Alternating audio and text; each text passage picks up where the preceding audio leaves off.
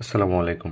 জেলা প্রশাসকের কার্যালয় ঝিনাইদহ কর্তৃক 17 ডিসেম্বর 2024 তারিখে নতুন একটি নিয়োগ বিজ্ঞপ্তি প্রকাশিত হয়েছে, যেখানে কিন্তু দুইটি ক্যাটাগরিতে সর্বমোট 4 জনকে নিয়োগ দেওয়া হবে।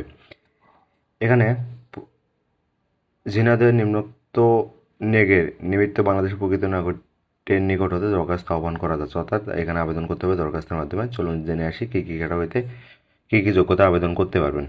এখানে প্রথম জব ক্যাটাগরিটি সহকারী শিক্ষক, ইংরেজিতে লোক নিয়োগ দেওয়া হচ্ছে 3 জনকে, যার বয়স সর্বোচ্চ 35 বছর পর্যন্ত। এখানে আবেদন করতে হলে কোনো স্বীকৃত বিশ্ববিদ্যালয়তে স্নাতক পর্যায়ে ন্যূনতম 300 নম্বরে ইংরেজি সহ স্নাতক ডিগ্রি বা সমমান অথবা সংশ্লিষ্ট বিষয়ে স্নাতক সম্মান অথবা সংশ্লিষ্ট বিষয়ে স্নাতকোত্তর ডিগ্রি ও বিএড ডিগ্রি বা সমমান।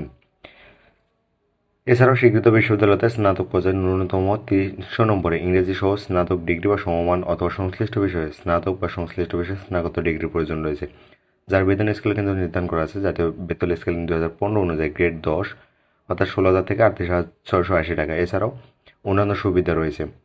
সহকারী শিক্ষক ভৌত বিজ্ঞানে 1 জনকে নিয়োগ দেওয়া হচ্ছে, সর্বোচ্চ 35 বছর পর্যন্ত এখানে আবেদন করতে পারবেন। এক্ষেত্রে কিন্তু পদার্থবিজ্ঞান, রসায়ন বিজ্ঞান সব বিজ্ঞান বিভাগে স্নাতক ডিগ্রি থাকলে আবেদন করতে পারবেন, যার বেতন স্কেল গ্রেড 10, 16,000 থেকে 38,680 টাকা বেতনে অন্যান্য ভাতা সহ চাকরির সুযোগ পাচ্ছেন। আগ্রহী প্রার্থীগণকে জেলা প্রশাসক ও সভাপতি, Jhenaidah collectorate school and college Jhenaidah শিরোনামে সোনালী ব্যাংক ঝিনাইদহ শাখার অনুকূলে 500 টাকার ব্যাংক ড্রাফট পে অর্ডার অফারের যোগ্য আবেদনের সাথে জমা দিতে হবে। প্রার্থীর জীবন বৃত্তান্ত, সকল শিক্ষাগত যোগ্যতার সনদের সত্যায়িত অনুলিপি, অভিজ্ঞতার সনদ, জাতীয় পরিচয়পত্র ও সম্প্রতি তোলা 2 কপি পাসপোর্ট সাইজের সত্যায়িত রঙিন ছবি সহ আগামী 5 জানুয়ারি 2025 খ্রিস্টাব্দ তারিখের মধ্যে জেলা প্রশাসক ও সভাপতি, Jhenaidah collectorate school and college Jhenaidah বরাবর লিখিত আবেদন জেলা প্রশাসকের কার্যালয়ে সরাসরি বা ডাকযোগে পাঠাতে হবে। খামের উপরে অবশ্যই পদের নাম ও মোবাইল নম্বর উল্লেখ করতে হবে।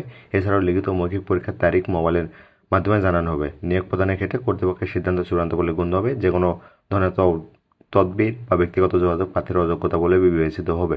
লিখিত মৌখিক পরীক্ষায় অংশগ্রহণের জন্য কোনো প্রকার টিএ বা দিয়ে প্রদান করা হবে না।